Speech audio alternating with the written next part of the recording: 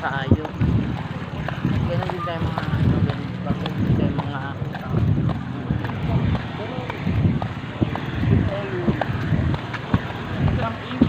tayo ng mga nakakilala kay Lord. Diba siyempre nakilala natin si Lord. Pinaka-aim natin ay maging katulad ni Lord.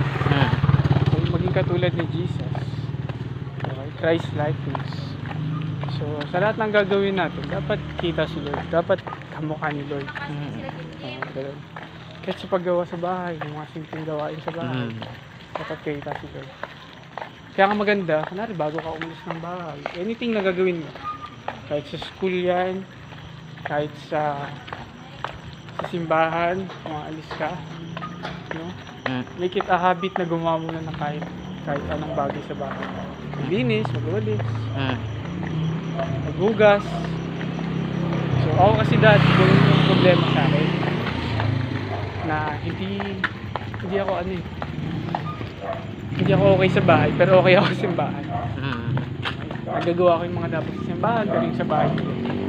Which is naging way din para hindi ako payagang magsimba.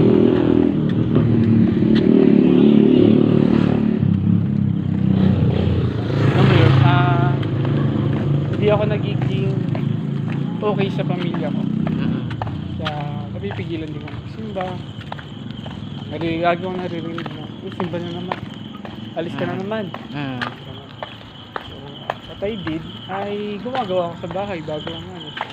So, ginagawa ko yung mga normal na magaling.